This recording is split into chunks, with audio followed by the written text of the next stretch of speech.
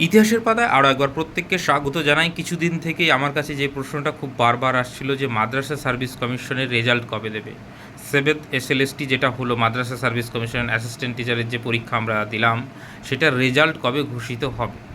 এইবার দেখো, কিছুদিন থেকে এই প্রশ্ন আসলেও আমার কাছে যেহেতু কোনো সঠিক উত্তর নেই, সেহেতু আমি কিন্তু সেইভাবে আপডেট দিতে পারি। এইবার ব্যাপার হচ্ছে যে দুটো পদ্ধতি, একটা হচ্ছে মাদ্রাসা সার্ভিসের কমিশনের ইন্টারনাল কোনো সোর্স যদি থাকে তাহলে, আর না হলে থ্রু সবথেকে সহজ কমিউনিকেশন হচ্ছে মোবাইল ফোন দ্বারা কল করা। এবার দেখুন, ইমেলের তো রিপ্লাই আসবে না, তো সেক্ষেত্রে আমি সোর্স থেকে যেটুকু যা খবর নেওয়ার চেষ্টা করলাম তাতে তেমন কোনো পজিটিভ সাড়া আমি পাই। তো সেই জায়গায় আমার কাছে সহজ পদ্ধতি হচ্ছে থ্রু কল যোগাযোগ করা।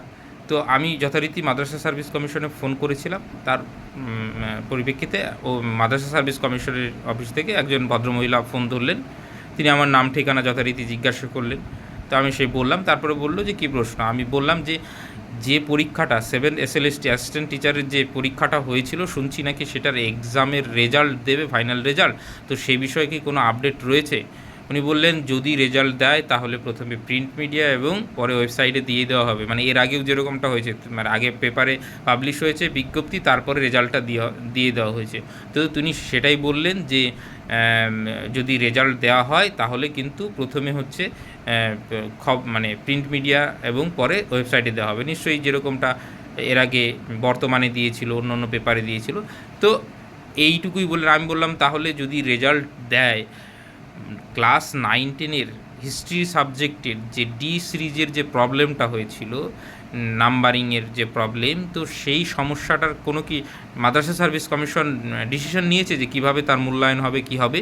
তিনি বললেন না, এই বিষয়ে আমার কাছে কোনো মানে ইনফরমেশন নেই। আমি বললাম এই অন্তত ছেলে মেয়েদের তো অন্তত জানানো উচিত যে মাদ্রাসা সার্ভিস কমিশন একটা ভুল করেছে, তো সেই জায়গায় একটা পাবলিক নোটিশ তো দেওয়া উচিত যে কিভাবে মূল্যায়ন হবে বা কী হবে। তো উনি এই মতো অবস্থায় বললো আমার কাছে কোনো ইনফরমেশন নেই, ফোনটা রেখে দিলেন। তো এইটুকুই হচ্ছে আপডেট। অর্থাৎ মাদ্রাসা সার্ভিস কমিশনের মানে যে ফোন করলে, আমি জানতামই যে একদম ডাইরেক্ট উত্তর তো পাওয়া যাবে না, তো অন্তত অনেক সময় তারা একটা টেন্টেটিভ আইডিয়া দেন। তো আজকে আমি কোনো টেন্টেটিভ আইডিয়া পাইনি। তো উনি বললেন যে আগে খবরের কাগজে জানানো হবে।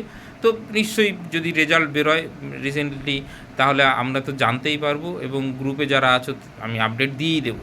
এবার এক্স্যাক্ট ডেট সম্বন্ধে কিন্তু আমার কোনো আইডিয়া নেই এবং সেখান থেকেও কোনো সদুত্তর পাইনি, এবং আমি যতটুকু যা জানার চেষ্টা করেছি কোনো পজিটিভ সাড়া আমি পাইনি যে এক্স্যাক্ট কোন ডেটে মানে রেজাল্ট, হ্যাঁ রেজাল্ট হবে এটুকু নিশ্চিত, খুব তাড়াতাড়ি রেজাল্ট হবে এইটুকু আশা করতে পারি।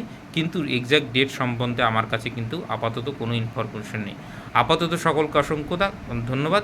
চাইলে গ্রুপে যুক্ত হয়ে থাকতে পারেন, যদি গ্রুপে না থাকেন লিঙ্কটা নিচে দিয়ে দিচ্ছি।